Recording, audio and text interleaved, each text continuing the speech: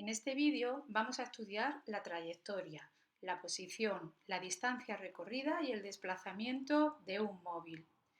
Empezamos por la trayectoria. La trayectoria es la línea imaginaria por la que pasa el móvil durante su movimiento. ¿A qué línea imaginaria me refiero? Bueno, pues yo creo que ahora mismo, con lo que estáis viendo en la pantalla, todos tenéis claro a qué línea imaginaria me refiero. A veces esta línea no es imaginaria. Por ejemplo, la trayectoria que describe la punta de nuestro bolígrafo al escribir se puede ver por el rastro de tinta que deja. La trayectoria no es una magnitud, no se puede medir, no tiene unidades, por tanto, para describirla solamente podemos indicar qué tipo de trayectoria tengo. Obviamente va a depender del observador y del sistema de referencia elegido. Estas trayectorias que observáis son trayectorias curvilíneas, pero existen otro tipo de trayectorias. Por ejemplo, esta trayectoria que describe este ciclista sería una trayectoria rectilínea, o la trayectoria que describe esta cesta de la noria, que sería circular. La trayectoria que describe este planeta, que podría ser el planeta Tierra alrededor del Sol, sería una trayectoria elíptica. Y fijaros, este experimento, esta experiencia, os la pongo porque siempre me ha llamado mucho la atención.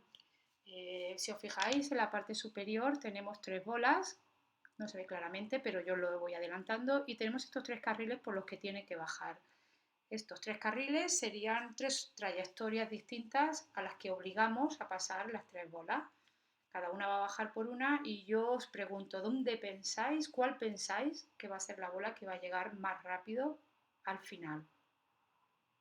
Bueno, seguro que ya tenéis elegido y yo os voy a demostrar ahora mismo que quizá estabais un poquito equivocados. Y si no, yo siempre hubiera apostado por la de arriba o por quizá por la de abajo, por eso de que cogía más impulso, no sé. Bueno, seguimos en nuestra descripción del movimiento y vamos a intentar conocer la posición de un cuerpo. Es importantísimo conocer su posición para describir un movimiento, puesto que moverse es cambiar de posición en instantes determinados de tiempo. Por lo tanto, empezamos definiendo la posición y decimos que la posición es el lugar que ocupa el móvil sobre la trayectoria en un instante determinado. Con lo cual voy a necesitar un instrumento de medida de tiempo para ver en qué posición voy a estar en cualquier instante. ¿Que cambia la posición? Pues me estaré moviendo. ¿Que sigo en la misma posición? Pues estaré en un reposo que ya sabemos por otros vídeos que es relativo al observador que observa y referente al sistema de referencia que hemos elegido. La unidad en el sistema internacional será el metro y vamos a ver lo fácil que es saber la posición de un cuerpo. Si conocemos la trayectoria que va a seguir el móvil, la posición la indicaríamos de tal manera. Primero elegiríamos un punto en la trayectoria que sería el origen del sistema de referencia y la posición del móvil la indicaríamos con un número que expresaría la distancia a la que estoy de ese origen. Podríamos incluso añadir un signo positivo o negativo que nos diría a cada lado de ese origen en el que me sitúo. Vámonos a ejemplos más concretos. Por ejemplo, la trayectoria rectilínea. Tenemos aquí una tortuga y claramente vemos las distintas posiciones por las que pasa la tortuga en cada instante de tiempo. Instante 0, posición 0, que en este caso lo hemos expresado en centímetros. Instante 1 tendría una posición 10. Y si la tortuga se moviera hacia el lado contrario, podríamos poner posiciones de menos 10, menos 20, ¿de acuerdo? Aquí reflejo los dos sentidos. Si tuviéramos una trayectoria curvilínea, fijaros que sería exactamente igual. Fijaríamos nuestro origen y estableceríamos a qué lado del origen tendríamos posiciones positivas y negativas, de tal manera que la posición de nuestros puntos pues serían 0, la azul, la del punto azul, más 3, la del punto amarillo, y menos 9 al otro lado, la del punto verde. Fijaros como aquí he utilizado la letra S para indicar las posiciones. Al ser una trayectoria curvilínea, yo lo veo más adecuado. En la rectilínea siempre me gusta utilizar la X y si fuera, por ejemplo, una caída libre, pues utilizaría la letra Y para indicar que se hace a lo largo del eje Y. Si circulamos por una carretera, los postes kilométricos son los que nos indican nuestra posición, así que si alguna vez tenéis algún problema y necesitáis indicarle a alguien dónde estáis, lo primero que tendréis que hacer es indicar cuál ha sido vuestra trayectoria, o sea, en qué carretera estáis y a continuación cuál es vuestra posición con el póster indicador que tengáis más cercano. Imaginemos ahora, para ir introduciendo un poquito el carácter vectorial, que elegimos un sistema de referencia externo a la trayectoria. El que estáis viendo aquí, en rojo tendríamos la trayectoria de nuestro móvil, que ahora es este punto P, y situamos a nuestro observador en el origen del sistema de referencia, ¿de acuerdo? Para determinar la posición de ese punto P respecto a este observador, simplemente necesitamos la coordenada X y la coordenada Y. El punto 4, 3 me da con total seguridad la posición de ese punto. Si tenemos 3 dimensiones, haríamos exactamente lo mismo.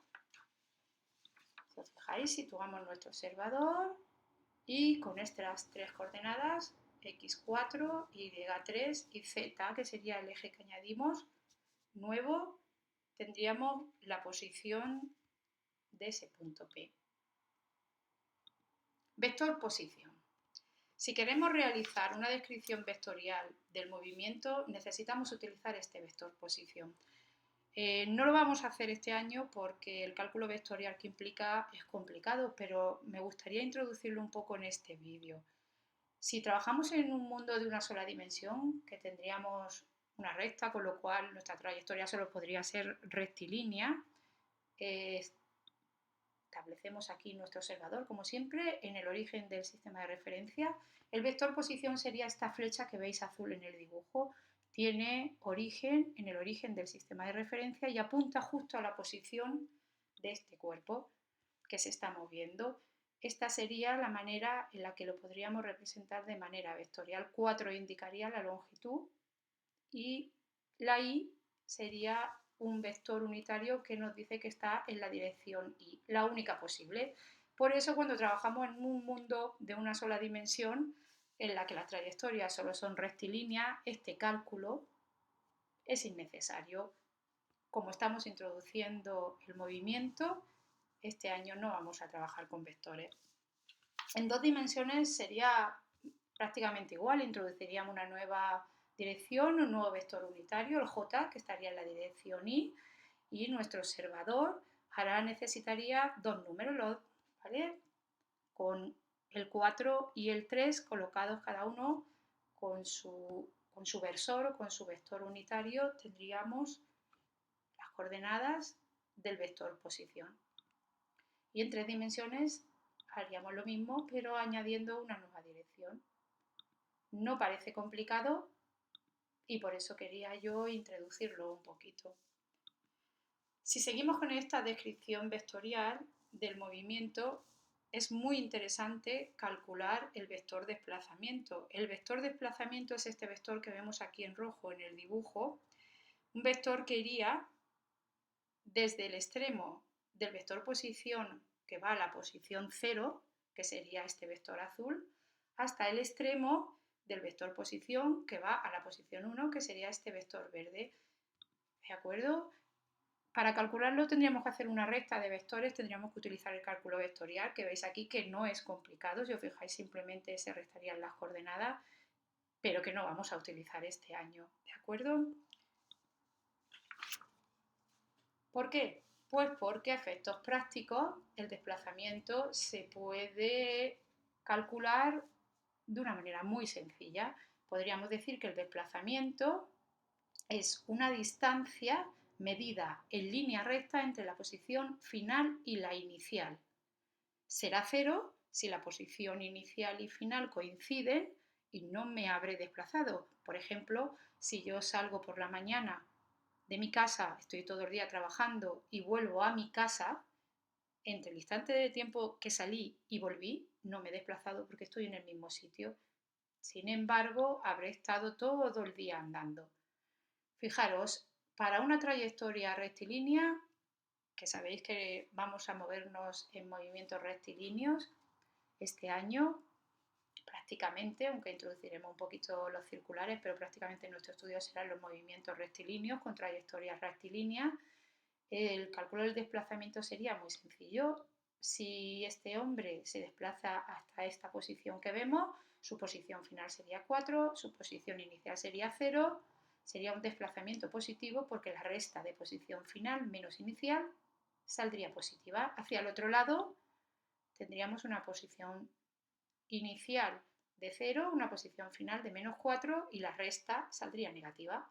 Con lo cual, de esta manera tan sencilla, estaríamos indicando el desplazamiento y si el desplazamiento es positivo o si el desplazamiento ha sido negativo. Bueno, y por último, en un movimiento no podría faltar estudiar el espacio o la distancia recorrida. El espacio o la distancia recorrida es la distancia que hay medida encima de la trayectoria. Sería lo que nos marcaría el cuenta kilómetros de nuestro coche cuando fuéramos en carretera, ¿de acuerdo? El espacio o la distancia recorrida es un escalar y siempre la vamos a tomar como positiva.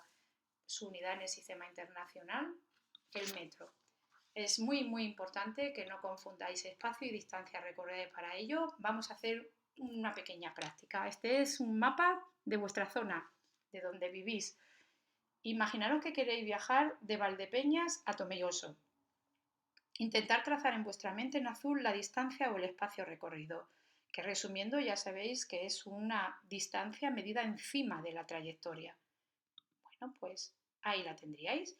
Cuando circularais en coche pondríais el cuenta kilómetros a 0 y cuando llegarais a Tomelloso lo miraríais y veríais cuál es la distancia que habréis recorrido encima de la trayectoria. ¿De acuerdo? Y si queremos saber cuál es el desplazamiento, tendríamos que realizar cálculos encima de este plano con la escala, porque el desplazamiento sería la distancia en línea recta desde Valdepeñas a Tomelloso y en línea recta probablemente no podamos ir, con lo cual tendríamos que hacer un cálculo sobre plano. Espero que hayáis entendido bien este inicio al movimiento.